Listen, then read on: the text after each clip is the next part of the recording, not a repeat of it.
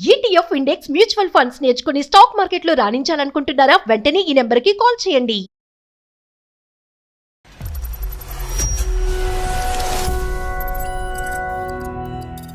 Pre wedding shoot లోని మా బావ తీయడం జరిగిందండి. షూట్ అది క్లోజ్ గా మాట్లాడడం అని, సో అక్కడ మిస్అండర్స్టాండింగ్ వచ్చిందండి. మీ బావ అంటే అతను కెమెరామెనా ఏంటి? అవునండి. పెళ్లి ఇంకా ఎన్ని రోజులు ఉందమ్మా? పెళ్లికి ఇంకా 12 days ఉందండి.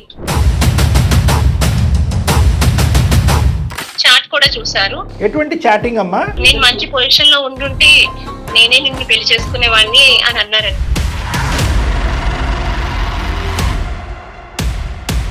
ఇద్దరికి సెట్ కాదు అని చెప్పి ఇప్పుడు మ్యారేజ్ అది వద్దంటున్నారండి. తూర్పు తిరిగి దండం పెట్ట.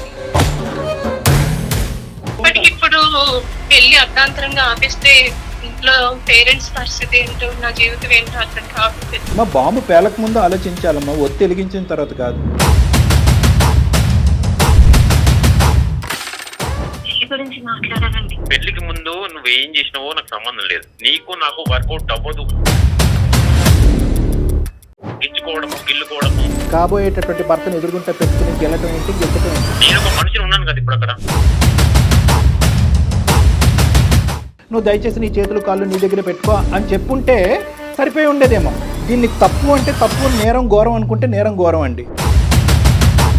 నా భార్య యొక్క క్యారెక్టర్ కరెక్ట్ కాదు అనే విధంగా మేము వెళ్తే కనుక ఈ ఫోన్ కాల్ ఇక్కడే కట్ చేసేస్తాం. ఎందుకంటే ఆ ఆలోచనతో మనం మ్యారేజ్లోకి వెళ్ళాం. ఇప్పుడు నాకు కాబోయే భార్య వేరే మగాడితో క్లోజ్ గా ఉంటే నాకు ఎలా ఉంటుంది? దయచేసి అర్థం చేసుకోండి ప్లీజ్. అతను అర్థం కాకే ఇప్పుడు మా దగ్గరికి మాతో మాట్లాడుతున్నాడు. నువ్వు కాసేపు ఉండు. నీకు నాకు వర్కౌట్ అవ్వదు.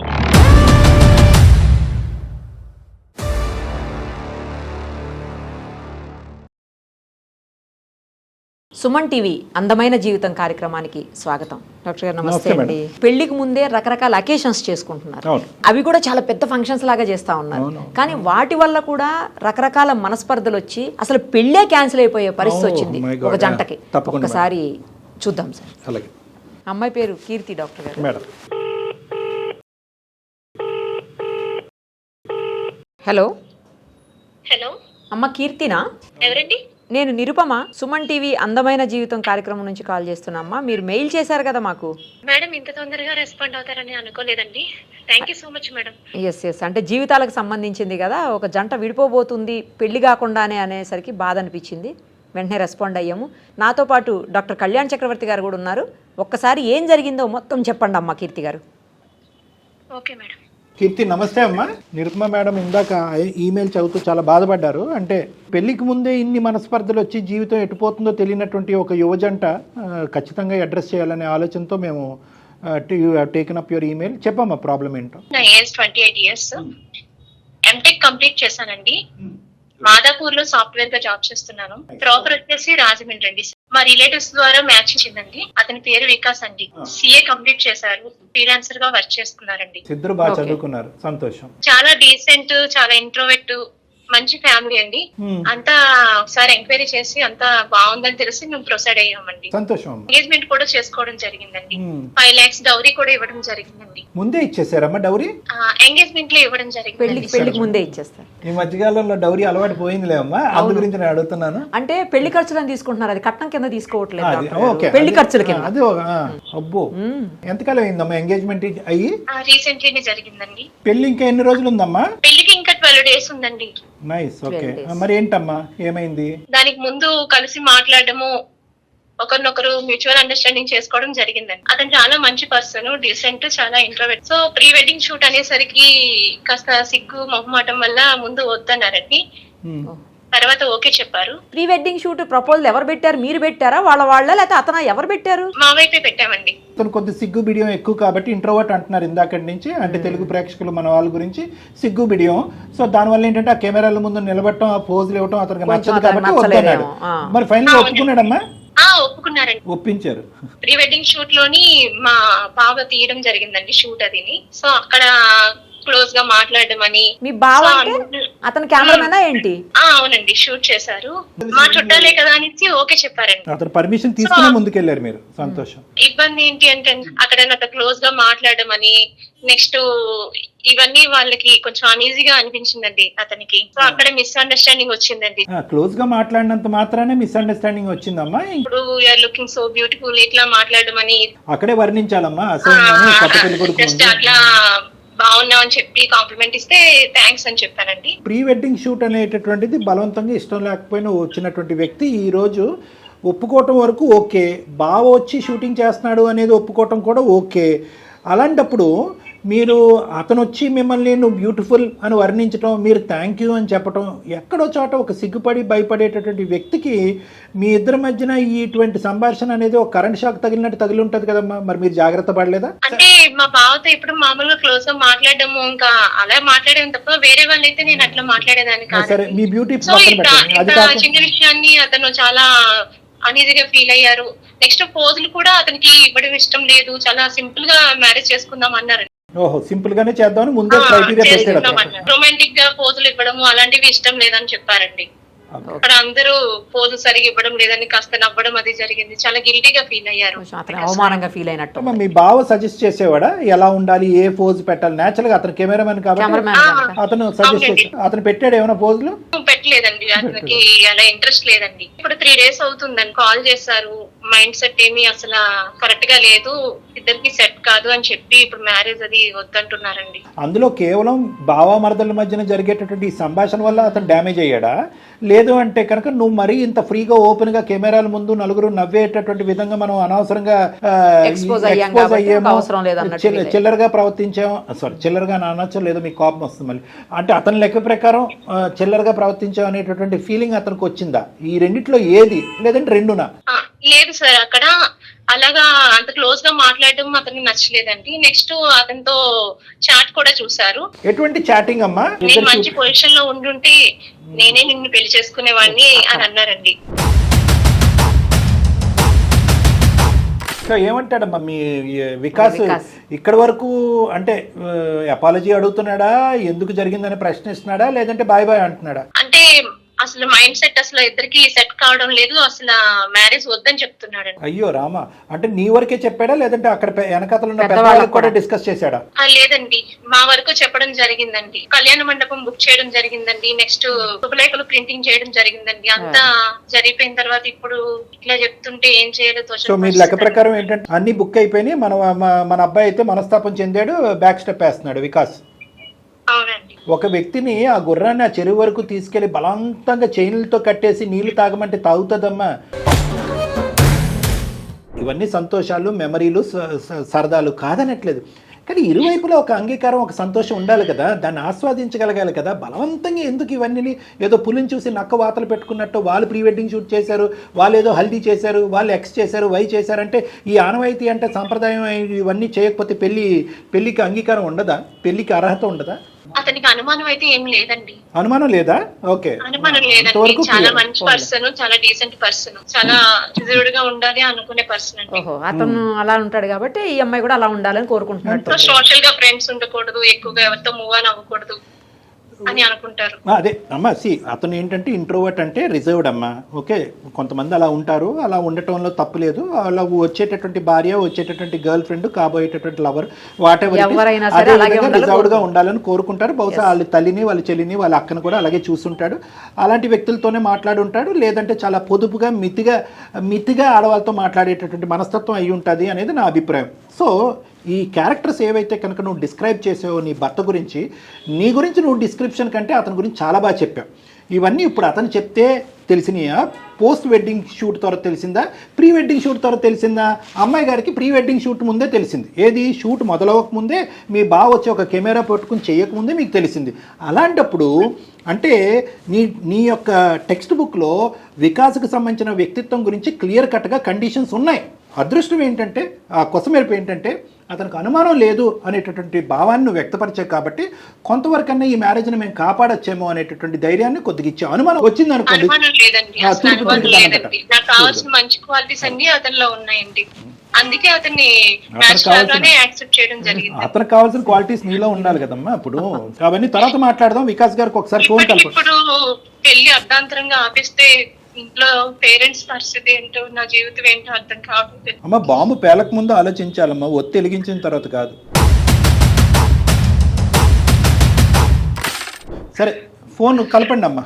నాకు చాలా టెన్షన్ గా ఉంటుంది, చాలా భయంగా ఉంది కొంచెం. సరే సరే కలపండి. ఏం కాదు, టెన్షన్ పడకండి. ఫస్ట్ అయితే ఫోన్ కాల్ కలపండి. సారు నేను మాట్లాడతాం. కొద్దిగా అనాలోచితంగా చేసింది కానీ అమ్మాయి ఏం తప్పు చేయలేదు. అందుకే భయపడుతుంది. అబ్బాయి The reaction person you are speaking with has అంటే put ఫస్ట్ your నుంచి call అతను on అలా hold. reserved Please గా stay on the line. आप जिस व्यक्ति से बात कर रहे हैं उसने హలో, హలో, ఎక్కడున్నారండి? నేను ఆఫీస్ లో ఉన్నా, తర్వాత చేయనా? ఒక 5 నిమిషాలు మాట్లాడాలండి. తొందర చెప్పు, నేను ఆఫీస్ లో ఉన్నా, నాకు వర్క్ ఉంది. చెప్పండి. పెళ్లి గురించి మాట్లాడాలండి. పెళ్లి కూడా చేయని నేను చెప్పాను కదా నీకు నాకు వర్కౌట్ అవ్వదు. ఒకసారి మాట్లాడండి ప్లీజ్. లేదు, నేను నీకు ముందే చెప్పిన మీ బావతో అది అది ఏంటి చాటింగ్ ఏంటి అవన్నీ నాకు నచ్చవు. ఉంటది, నాకు ఒక లిమిట్ ఉంటది. నీకు పెళ్లికి ముందు నువ్వు ఏం చేసినావో నాకు సంబంధం లేదు. నీకు పెళ్లి ఫిక్స్ అయిన తర్వాత నువ్వు నాతో జీవితం చెప్పేది విను బట్ ఇప్పుడు నేను లైఫ్ లో చెప్పేది విను నీకు ఇంత ముందు కూడా చెప్పాను, నీకు నాకు వర్కౌట్ అవ్వదు.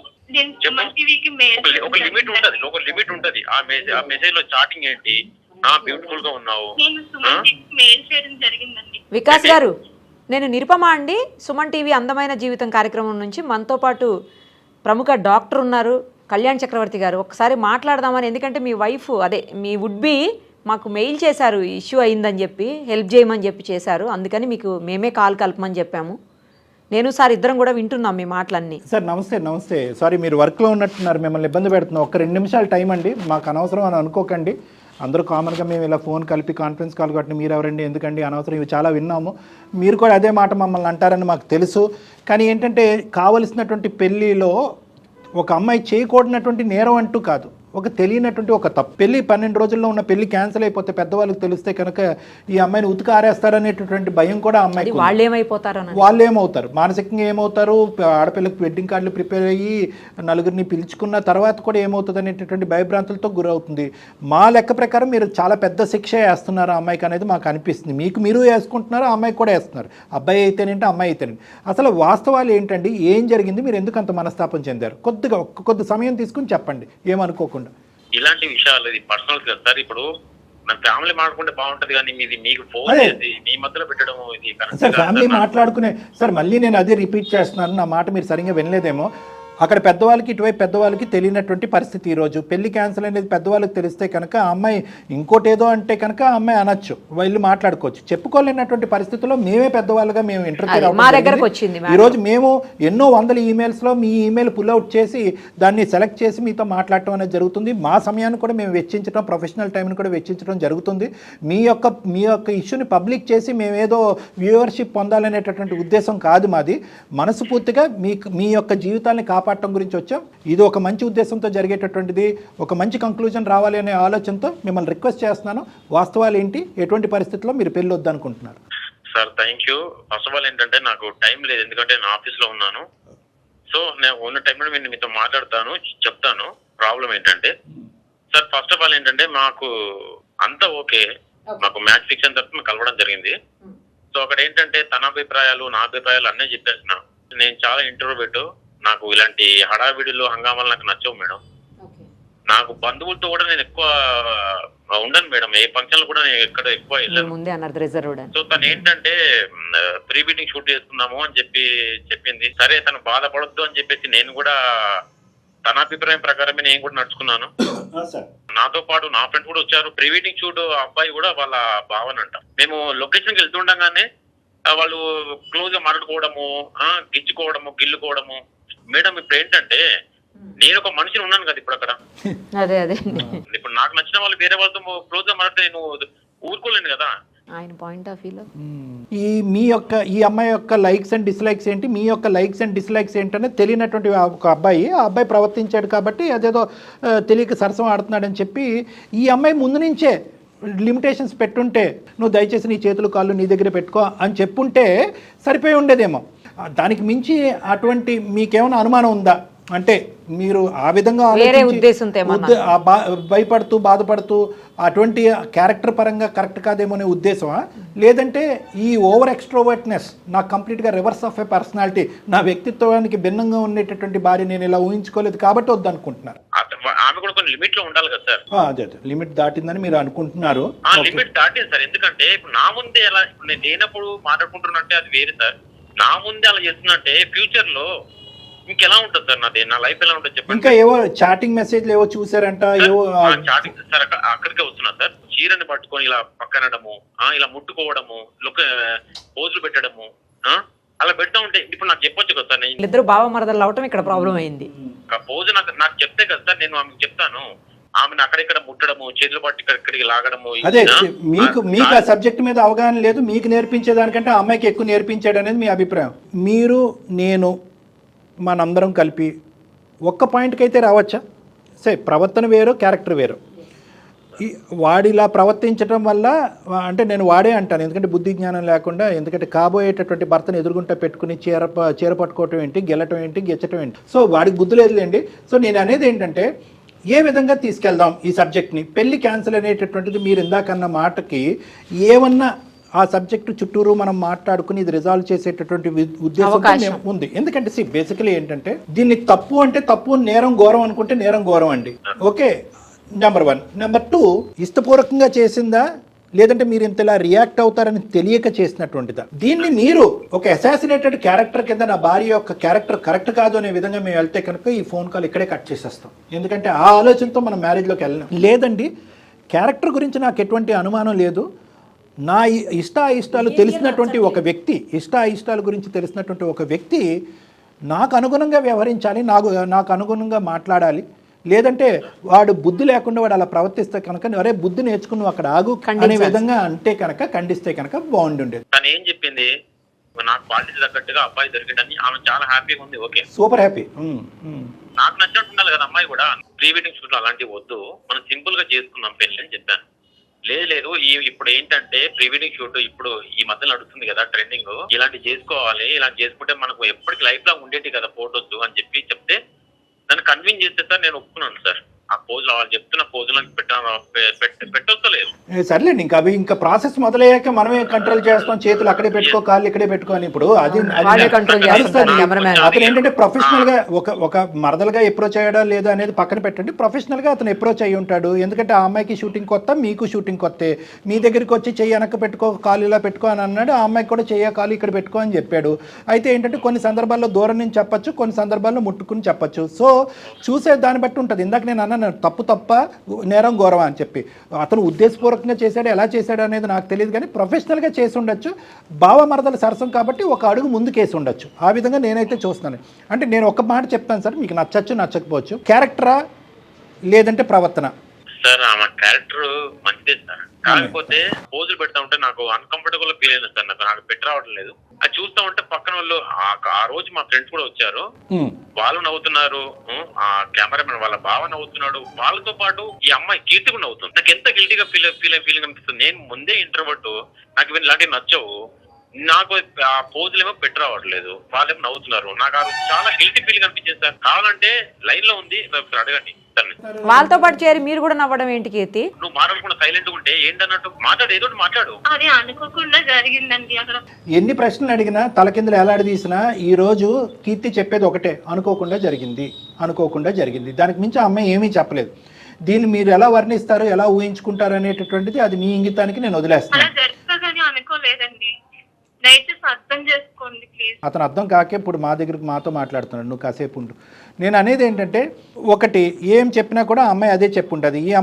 ఈ అమ్మాయి యొక్క ఆలోచన ఏంటంటే, అరే ఇంతమంది నవ్వుతున్నారు, ఇన్ని ఫేస్లు ఇలా రియాక్ట్ అవుతున్నాయి, మా ఆయన ఎలా ఉంది అతని ఫేస్ అని చెప్పి ఆ ఫోటోషూట్లో ఒక 2 నిమిషాలు మీ ఫేస్ చూసుంటే కనుక ఈ గొడవ ఇక్కడి వరకు వచ్చి ఉండేది కాదు. బహుశా మీరు చాలా ముభావంగా ఉండుంటారు, మీ ఫేషియల్ ఎక్స్ప్రెషన్స్ మారిపోయి ఉంటాయి, ఏదో ఆ కెమెరా ఫోజ్ ఇవ్వాలి కాబట్టి బలవంతంగా నవ్వు ఉంటారు. సరే, గతం వదిలేసే. ఒకటైతే కనుక ఒక సంతోషకరమైనటువంటి అంశం చెప్పారు, కాబోయేటటువంటి భార్య ఆ అమ్మాయి క్యారెక్టర్ అయితే కనుక మంచిదేనండి. ప్రవర్తన అయితే కనుక నాకు నచ్చేటటువంటి విధంగా లేదు అని అంటున్నారు కాబట్టి దీనికి ఒకటే నేను చెప్తాను. ఆ అమ్మాయికి ఈరోజు తనకు కావాల్సినటువంటి భర్తలో ఉండవలసినటువంటి క్వాలిటీస్ అన్నీ కూడా రెడీమేడ్గా మీ ద్వారా తనకు దొరికింది. ఎందుకంటే ఫోన్ చేసిన కాడి నుంచి ఆ అమ్మాయి ఒకటే మంచినట్టు నాకు ఎలా భర్త ఉండాలో అలాంటి భర్తే నాకు వచ్చాడు అని చెప్పి చాలా గర్వంగా, చాలా గౌరవంగా, చాలా గొప్పగా చెప్పింది మీ గురించి.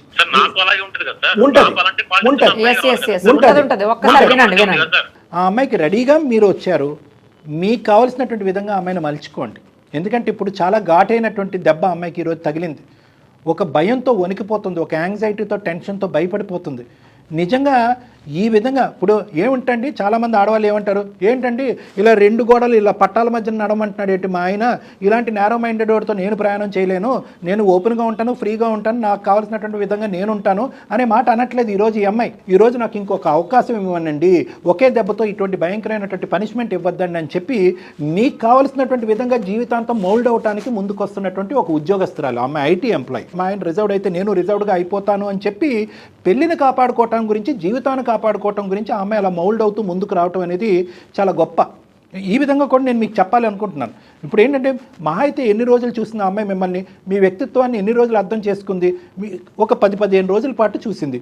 రిజర్వ్డ్ అని తెలుసు, ఇంట్రోవర్ట్ అని తెలుసు, కానీ ఆ అమ్మాయికి అర్థం కానిది ఏంటంటే ఈ విధంగా ఉంటుందా అనేది ఆ అమ్మాయికి అర్థం కాలేదు.